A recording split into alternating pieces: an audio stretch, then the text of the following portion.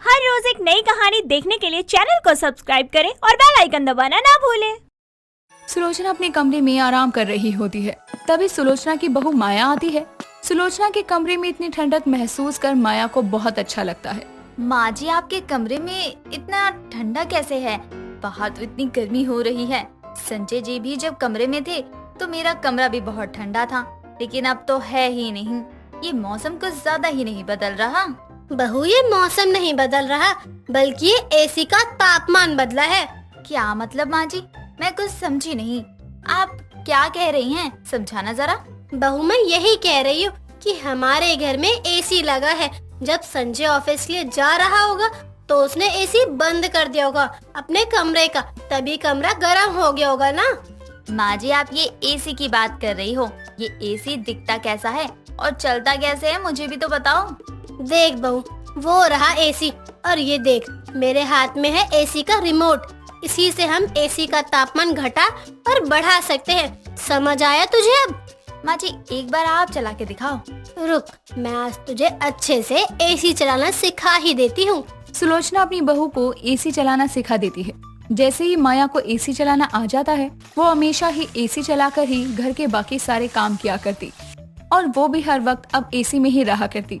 माया को तो जैसे एसी की आदत हो गई थी। एक दिन माया रसोई में रोटी बना रही थी और पसीना टपके जा रहा था। मैं नहीं बना रही कोई रोटी, यहाँ मैं पसीने से गीली हो गई हूँ। इससे अच्छा तो मैं एसी में जाकर बैठ जाऊँ। बनाने वाले ने भी क्या चीज बनाई है। सच में मैंने तो पहले एसी जैसी कोई चीज ही नहीं देखी थी। माया इतना बोलकर अपने कमरे में एसी चलाकर बैठ जाती है और घर का कोई भी काम नहीं करती। कुछ देर बाद माया की सास सुलोचना और उसके पड़ोसन दोनों घर आते हैं। सुलोचना अपनी बहू को काफी देर से आवाज लगा रही थी, लेकिन माया का कोई जवाब नहीं आ रहा था। अरे सुलोचना, तेरी बहू तो बड़ी जिद्दी है। बताओ जरा, यहाँ सास का गला सूख रहा है अपनी बहू को आवाज लगा लगा कर, और बहू है कि कोई जवाब देने को राजी ही नहीं है। क्या पता बहू काम करने में मगन हो, इसलिए उसे कोई आवाज सुनाई नहीं दे रही होगी। तू यहीं रुक, मैं अपनी बहू को लेकर आती हूँ अभी। इतना बोलकर सुलोचना अपनी बहू के कमरे में जाती है तो देखती है कि पूरा कमरा काफी ज्यादा ठंडा हुआ पड़ा है। इतना ठंडा कमरा होने के बाद भी माया एसी बंद नहीं कर रही थी, बल्कि माया आराम से टीवी देख रही थी। ये देखकर सुलोचना को काफी ज्यादा गुस्सा आता है। बहू, मैं तुझे कब से आवाज लगा रही हूँ, तू जानबूझकर मेरी आवाज को अनसुना कर रही है ना? नहीं तो माँ जी, वो मैं टीवी देख रही हूँ तो शायद इसलिए मुझे आपकी आवाज नहीं आई। वो तो ठीक है बहू, लेकिन ये बता तूने एसी क्यों बंद नहीं किया? यहाँ तो लोगों को अब ठंड भी लगने लग जाए। जब कमरा ठंडा हो जाए तो एसी बंद कर दिया कर ना। नहीं माँ जी, कमरा भले ही ठंडा हो गया हो, लेकिन मुझे तो अब भी गर्मी लग रही है ना। अच्छा ये बता, खाना तो बना दिया है ना? खाना बना दिया है तो एक काम कर, पड़ोसन आई है, हम दोनों के लिए चाय पकोड़े बना दे। नहीं माँ जी, आज आप पड़ोसन के घर ही खाना खाकर आ जाओ। यहाँ तो इतनी गर्मी हो रही है। मैं खाना बनाने गई, लेकिन रोटी बनाते हुए ऐसे पसीने टपक रहे थे मानो बाल्टी भर जाती। तो तूने खाना बनाया या नहीं बनाया? नहीं माँ जी, मैंने खाना नहीं बनाया है। अब क्या बोलूं बहू को, गरीब घर से है ना, पहले तो ये सब देखा भी नहीं होगा। अब जाकर बहू को कुछ मिल रहा है तो मैं रोक टोक करूंगी तो अच्छा नहीं लगेगा बहू को। क्या हुआ माँ जी, आप चुप क्यों खड़ी हो? मैंने क्या कुछ गलत कह दिया? चल बहू, कोई बात नहीं, आज नहीं बनाया तो कोई नहीं, गर्मी भी तो बहुत हो रही है ना। लेकिन आगे से ध्यान रखियो, खाना समय पर बना लियो। आज मैं खाना बाहर से मंगवा लूंगी। सुलोचना अपनी बहू को कुछ नहीं बोलती है और उसे बड़े ही प्यार से समझाती है, लेकिन सुलोचना को ये नहीं पता था कि गरीब बहू को अब एसी का मजा आने लगा था। इसीलिए अब माया जहाँ भी बैठती वहाँ एसी चलाकर ही बैठती। एक दिन माया हॉल में एसी चलाकर बैठी थी, तभी सुलोचना की पड़ोसन अपनी बेटी मधु के साथ आती है। अरे माया बहू, कहाँ मर गई तेरी सास? माँ जी तो काम से बाहर गई हैं। क्या हुआ आपको? कोई काम था क्या माँ जी से? काम था तभी तो यहाँ आई हूँ। मैं कौन सी बिल्ली हूँ जो यहाँ वहाँ डोलती रहूँ? वो मेरी बेटी के लिए तेरे सास से सूट बनवाना था। सुना है ठीक ठाक सूट बना लेती है वो। लेकिन माँ जी को आने में तो काफी समय लगेगा, अब बाद में आ जाइएगा। भाभी, हम क्या कुछ देर यहीं रुक सकते हैं? वो क्या है ना, हमारे घर का एसी खराब हो गया है और बाहर तो कितनी गर्मी है। हाँ हाँ, क्यों नहीं, आप दोनों यहाँ आराम से बैठो। अरे वाह बेटा, ये तो बहुत सही किया। ये तो है ही पागल, इसे तो बिजली के बिल से कोई मतलब ही नहीं है। अब हम यहाँ एसी की ठंडी ठंडी हवा खाएंगे, मौज मनाएंगे। कुछ खाओगे तो वो भी बता दो, मंगवा लेंगे बाहर से। अब इतनी गर्मी में कौन जाए रसोई में। माया खुद तो एसी में बैठी ही थी, लेकिन माया के साथ अब उसके पड़ोसी भी आकर वहीं बैठ जाते हैं। काफी देर तक वो सब वही करते हैं। कुछ देर बाद सुलोचना अपने संजय के साथ आती है तो अपने घर में पड़ोसन को एसी की हवा में आराम करता हुआ देखकर संजय और सुलोचना दोनों को ही काफी ज्यादा गुस्सा आता है। पड़ोसन के आगे तो कोई कुछ नहीं बोलता। थोड़ी देर बाद पड़ोसन चली जाती है। ये सब क्या है माया? आसपास के पड़ोसी हमारे घर में क्या कर रहे थे? तुमसे कुछ बोला नहीं गया क्या उन लोगों को? और देख रही थी माँ आप कैसे वो हमारे घर में एसी की हवा खा रहे थे। तो क्या हुआ, बाहर इतनी गर्मी है और वैसे ही पड़ोसियों को घर में तो आना जाना लगा ही रहता है ना। इसमें कौन सी बड़ी बात है कि वो हमारे घर में आकर कुछ देर बैठ जाएं। हमें उनके हमारे घर बैठने में कोई दिक्कत नहीं है, लेकिन तेरे बेवकूफ बनने में दिक्कत है। मैं कैसे बेवकूफ बनी? ये तो माँ जी आप कुछ भी बोल रही हो, इस बात में कोई दम ही नहीं है। उनका एसी खराब था, उन्होंने मुझसे पूछा भी था कि वो लोग यहाँ कुछ देर रुक सकते हैं, और जब मैंने हाँ किया तभी वो दोनों यहाँ रुके। तो इसमें मैं कहाँ से बेवकूफ बन गई, जरा बताना माँ जी। तू बेवकूफ इसलिए बन रही है क्योंकि उनका एसी खराब ही नहीं है। वो तो बिजली का बिल बचाने के लिए हमारे घर में एसी की हवा खाने आए हैं, समझी अब तू? मैं गरीब घर से हूँ, तभी आप लोग मुझे कुछ भी बोलते रहते हो। पहले आप लोग एसी में बैठे रहते थे, तब तो किसी ने बिजली के बिल की बात नहीं की। अब मैंने थोड़ी देर एसी क्या चला लिया तो आप गुस्सा करने लगे। गुस्सा करने की बात है तो गुस्सा करेंगे ही ना। अरे एसी हमारे लिए है, बाहर के लोगों के लिए नहीं है। और मैंने देखा है तुम्हें, तुम बिना बात के एसी चला देती हो। पता भी है तुम्हें बिजली का बिल कितना आता है?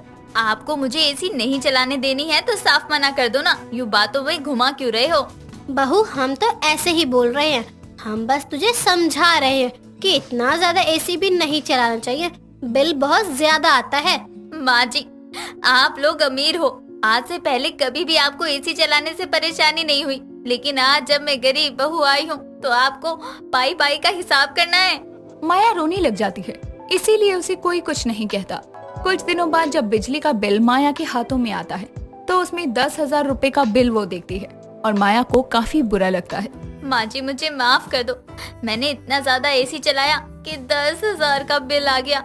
मुझे नहीं पता था कि सच में इतना ज्यादा बिजली बिल आ जाएगा। बहू मैं बस तुझे यही समझाना चाहती हूँ कि तू इतना एसी का इस्तेमाल मत किया कर। एसी चलाने से भी कमरा ठंडा हो जाता है, लेकिन तूने पूरा पूरा दिन एसी चलाया है। हाँ माँ जी अब सही कह रही हो, और सच में मेरी ही वजह से इतना ज्यादा बिल आया है। मुझे माफ कर दो माँ जी, मैं आगे से ध्यान रखूंगी। कोई बात नहीं बहू, अब जो हो गया सो हो गया। माया को अपनी गलती का एहसास होता है और वो माफी भी मांगती है। उसके बाद माया कभी भी एसी का जरूरत से ज्यादा इस्तेमाल नहीं करती।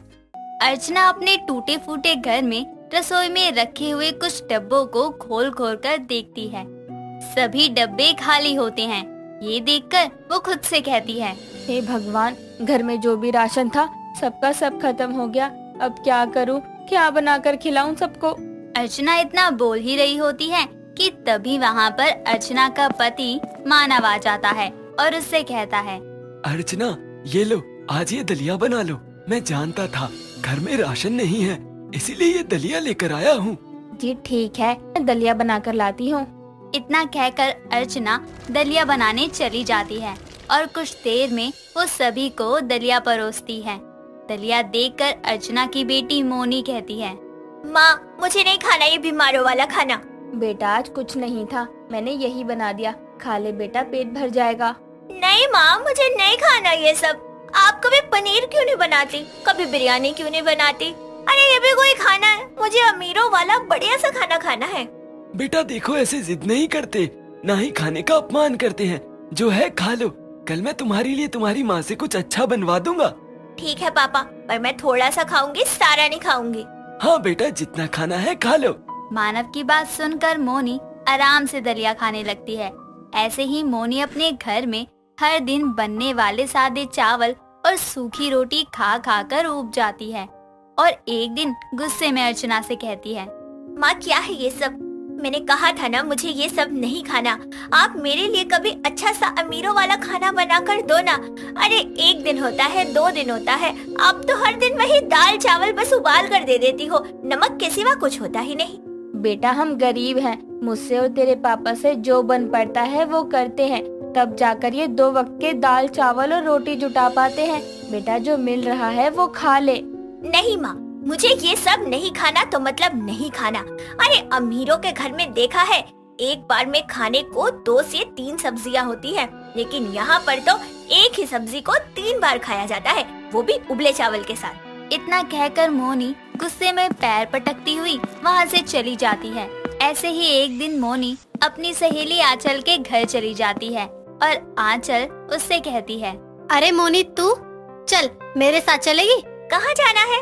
अरे मेरी माँ जहाँ काम करती है ना, वहीं की मालकिन के घर जन्मदिन की पार्टी है, तो वहीं बुलाया है। माँ की मदद भी कर देंगे और बढ़िया बढ़िया खाने को भी मिलेगा। सच में? हमें वहाँ वो बढ़िया अमीरों वाला खाना मिलेगा? हाँ मोनी वही वाला। चल चलेगी क्या? हाँ जरूर चलूंगी। 2 मिनट दे, बाल सही कर लूं। इतना कहकर मोनी जल्दी से अपने बाल ठीक करने लगती है और आंचल के साथ जाने के लिए तैयार हो जाती है। जिसके बाद आंचल और मोनी दोनों ही नीलम के घर पहुंच जाती हैं, जहां आंचल की माँ सुधा काम किया करती थी। एक बड़े से मेज पर मेहमानों के लिए ढेर सारे तरह तरह के पकवान बने रखे हुए थे, जिसे देखकर मोनी कहती है, अरे आंचल देख, यहाँ पर कितना कुछ है खाने को। इतना बढ़िया खाना तो मैंने आज तक नहीं देखा। हाँ यार मैंने भी कभी नहीं देखा, सच में बहुत लजीज लग रहा है। उन दोनों की बातें पास में खड़ा हुआ नीलम का बेटा क्षितिज सुन लेता है और कहता है, अरे ओ भूखी लड़कियों, ऐसे क्या टुकुर टुकुर देख रही हो खाने की तरफ? कभी खाना नहीं देखा क्या? देखा है ना, अरे हम तो रोज इससे भी अच्छा खाना खाते हैं। हम तो बस देख रहे थे कि जो खाना बना है वो हमें पसंद है भी या नहीं, या फालतू में ही सब बना है। क्यों, सही कह रही हूँ ना मोनी? हाँ हाँ बिल्कुल सही कहा तूने। चल माँ के पास चलते हैं। इतना कहकर मोनी और आंचल वहाँ से भागकर सुधा के पास आ जाते हैं और काम में उसका हाथ बटाने लगते हैं।